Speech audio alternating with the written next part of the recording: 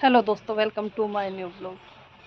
सुबह सुबह का सारा काम कर लिया, नहा धोकर हो गए हैं तैयार। और मैं लेने आई यहाँ पे बास्ती अब, क्योंकि अब करनी है हमें पूजा। चलिए जी, पूजा करते हैं बास्ती में। बास्ती का मतलब होता है उपले की आँच। कई जने समझते हैं कि बास्ती क्या होती है। ये जो उपला होता है इसकी आँच बनाते हैं चूल्हे में, और आँच तैयार हो जाती है, मतलब कि धूपिया।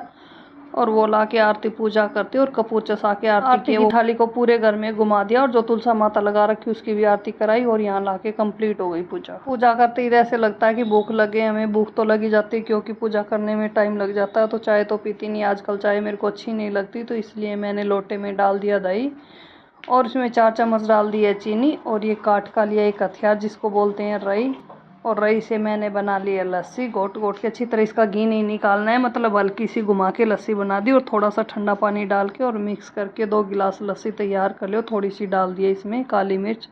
और चलिए जी, सबसे पहले पी लेते हैं लस्सी ताकि चैन आ जाए। किसी को बुला रखा था और वो समय से ही आ गई, तो ये भी अच्छा ही काम हो गया, समय से आ गई। तो मैंने सबसे पहले जो काम करना था, तेल डलवाना था, क्योंकि कल एक तो सोमवार है, तो सिर धोएंगे, तो एक दिन पहले तेल डलवा लेती हूँ मैं, ताकि बाल हेल्दी रहें और मजबूत भी बने रहें, और सिर में भी दर्द वगैरह कम होता है। इससे बाल हेल्दी भी रहते हैं और बढ़िया भी रहते हैं। तो इसलिए मैं तेल डलवा लेती हूँ। कम से कम एक सप्ताह में 2 बार तो ये काम कर ही लेना चाहिए। 2 बार नहीं तो 1 बार तो ज़रूर करती हूँ। और इस प्रकार मैंने तेल डलवाया, और फिर मैं लगी यहाँ खाना बनाने। नवरात्रे चल रहे हैं तो लहसुन प्याज तो खाना नहीं है, इसलिए ज़्यादा तड़काबाजी तो होती नहीं है सब्ज़ी में। कोई यही नॉर्मल सी सब्ज़ी बनाई है मैंने, आलू और बताओ की। तो मतलब ये आलू बताओ की तो अगर बिना प्याज का फ्लेवर की बनाते हैं तो ये अच्छी बनती है। और ये देखिए जी, एकदम बैंगन का फ्लेवर आता है इसकी सब्ज़ी। मुझे तो जो प्लेन बनाते हैं वो टेस्टी लगती है।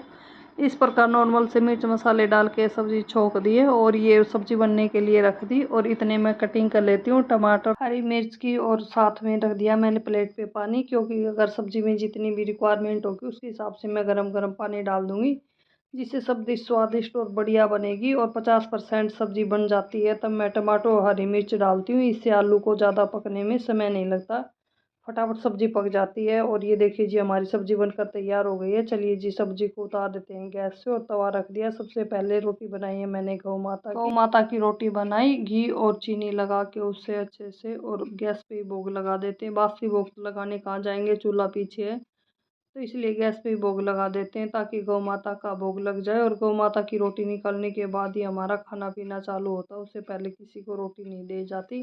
तो सबसे पहला गौ माता का भोग लगा के और मैं रख देती हूँ, गाय आती तब दे देती हूँ। और इस प्रकार मैंने डाल लिया खाना, और जो कि सलाद होती है उस पर डाल दिया नींबू। क्या टेस्ट बनता है नींबू डाल के।